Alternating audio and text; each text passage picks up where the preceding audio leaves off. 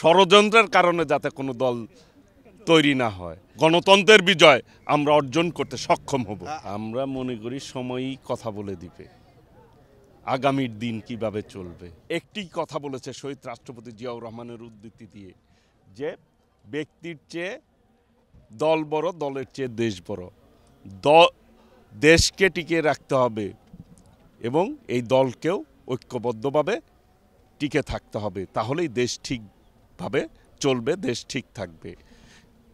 আমরা বলতে চাই, আজকে দেশের মানুষ তার ভোটের অধিকার চায়।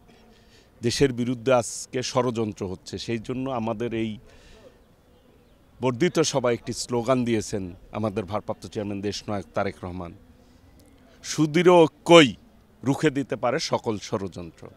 কাজেই আমরা মনে করি এই জায়গা থেকে একটি বার্তাই নিয়ে যাবে তৃণমূলের নেতাকর্মীরা, আমরা যে কোনো ষড়যন্ত্রের বিরুদ্ধে দেশের গণতন্ত্র রক্ষার্থে দলকে ঐক্যবদ্ধভাবে এগিয়ে নিয়ে যাব। দেশনায়ক তারেক রহমানের নেতৃত্বে ইনশাল্লাহ গণতন্ত্রের বিজয় আমরা অর্জন করতে সক্ষম হব। ইতিপূর্বেই কিন্তু বলেছে আমাদের ভারপ্রাপ্ত চেয়ারম্যান দেশনায়ক তারেক রহমান, বিএনপি একটি আধুনিক উদার গণতান্ত্রিক দল, যে কেউ দল করতে পারে, কোনো অসুবিধা নাই, তবে সেটি যাতে কোনোভাবেই কোনো সরকারের পৃষ্ঠপোষকতায় না হয়। এটিই হচ্ছে, ষড়যন্ত্রের কারণে যাতে কোনো দল তৈরি না হয়।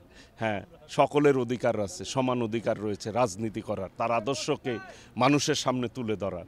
একনল হ্যান্ড ওয়াশ 100% প্যারাবেন ফ্রি, তাই নিরাপদ হাতের জন্য আস্থা রাখুন একনলে। অবশ্যই আমরা যে কোনো গণতান্ত্রিক দলকে স্বাগত জানাই।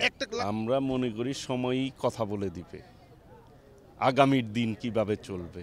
তবে একটি কথা বলতে পারি, আগামীর বাংলাদেশ হবে গণতন্ত্রের বাংলাদেশ, দেশনায়ক তারেক রহমানের নেতৃত্বে ইনশাআল্লাহ।